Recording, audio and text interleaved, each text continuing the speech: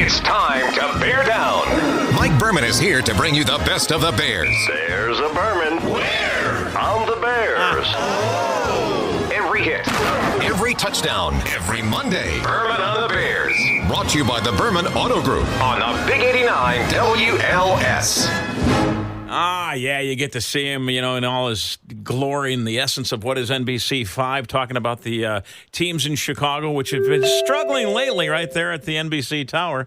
I like that. Mike Berman, good morning, sir. Hello, Mike. Good morning, guys. Please forgive my voice. I was yelling and screaming at the Bears for how bad they were last night, and this is the result. Mike, I said it earlier this morning.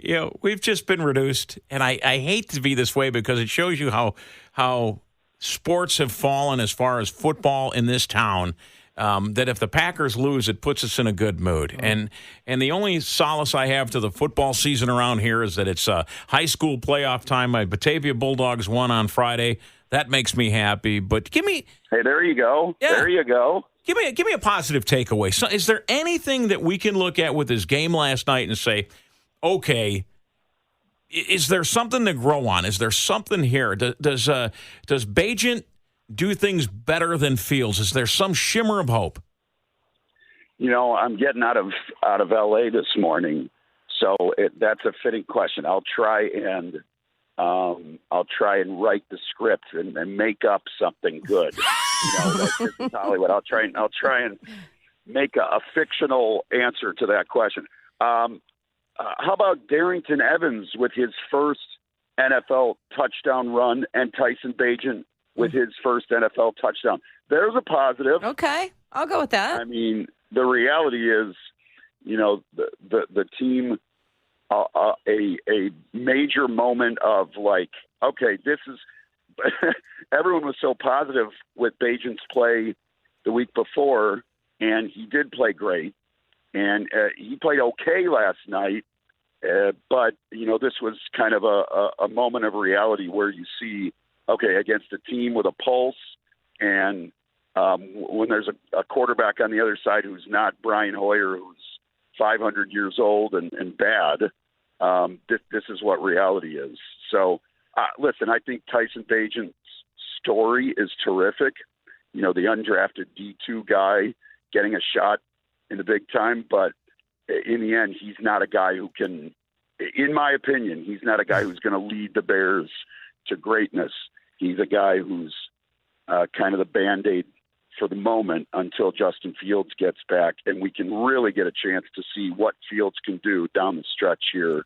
Hopefully Fields is back sooner rather than later because there's just not much positive, and the biggest thing that the Bears need is to find out whether Fields is their guy that they can build around in the future. We've been waiting to see if Fields is the guy for 35 straight starts. But listen, I know you know that I like Tyson Bagent. Fine for Fields to come back. I want to see what Tyson can do. But let me tell you something that wasn't Tyson's fault, was the defense. The tackling was terrible. They couldn't get anyone, which is why the score was 30.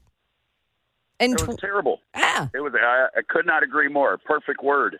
The first touchdown came on a missed tackle. Another touchdown came on a missed tackle. T.J. Edwards and Tyreek Stevenson, the guilty parties there. And by the way, Justin Herbert, their quarterback, dropped back to pass 40 times, was not sacked once. I mean, it's like the Bears didn't even breathe on him. So when you give a great quarterback an opportunity to do that, you know what's going to happen. He started 15 of 15. It was not good. And the Bears defense had strung together a few good performances. Last night did not continue that streak. Writing the script from Hollywood and getting ready to look so pretty on NBC5 this afternoon and evening. It's Mike Berman and Berman on the Bears. Jane. Well, and then you're going to come back to Hallis Hall, or you're going to come back and watch the tape, and some people are going to say, oh, oops, we did that wrong. But let me tell you this. The other thing that wasn't Tyson Bagent's fault, he threw the bomb to the end zone, number 12. I think it was Jones Jr. I'm not sure. I think it was 12. Is Jones Sr. on the team? He was supposed to catch that. It was wide open as wide open could be, and it bounces off his chest. Mike? That was guys, that was really the Bears in a nutshell. Yeah. Okay, right there. That was like The whole season. that was too perfect. And Velus Jones has had trouble catching the ball and hanging on to the ball throughout his now year and a half with the team. But there has been no more painful moment to watch for him and for the Bears than that. Not only does he get tripped up by Tommy Turf, the turf monster, and then he's down in the end zone, and the ball hits him right in the stomach, in the hands, and he still drops it. Now, the Bears did end up scoring a touchdown on that drive, so it wasn't as bad in the moment as it seemed, but talk about embarrassing. Mike, let me ask you this. We're talking about not even a mediocre football team. Do you think that it's time for the family, the McCaskies, to just sell this damn thing already? Because we've been, what is it? In 2006, I think, is the last time we were with Sexy Rexy and we were in a Super Bowl. 43 years since the team won one. I mean, it's hard to think that people are still going to support this team, buy all the jerseys you need to buy to get a team to move to some new palace out in Arlington Heights or Gary or wherever this new field is going to show up, when the product is just such crap. Well, but Bears fans are amazing, and God bless them. They still do support and buy tickets and buy merchandise. And that's what makes them great, because they can't wait for the next great team. Look, what does it matter? What does it matter anymore?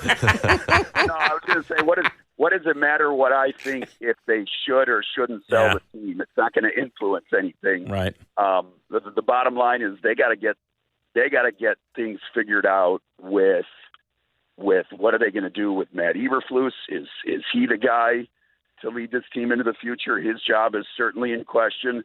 Ryan Poles, the GM, is he going to be the guy that they keep around? Justin Fields, is he going to be the guy they keep around?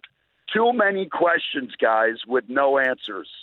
Too many questions. Yeah, here. If I work for a radio station and it doesn't have success, if we don't have success, we get fired. And you can't fire the entire team. What are your thoughts on Jim Harbaugh before we cut you loose for the day? You think he's coming to town? Well, first of all, my thoughts are you should own the radio station. Then you don't have to worry about getting fired. Yeah.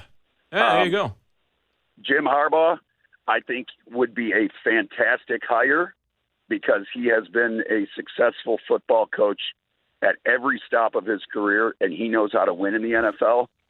But would the McCaskies be interested in doing that, considering some of the controversy surrounding him? That makes me wonder if they'd be willing to bring him in. Well, buddy, I appreciate your expertise. Get on that plane, fly back here to Chicago. Rest your voice, Mike. I think it's like 28 degrees. You're going to be fine. That voice will be nice and ready for trick-or-treating tomorrow. Hey, I appreciate you, Mike. All right, guys, thank you so much. I'm excited to leave 75 and sunny for 25 and crummy. Hit the showers, Bears fans. Berman on the Bears brings you the hits every Monday. Brought to you by the Berman Auto Group, right here on the Big 89 WLS.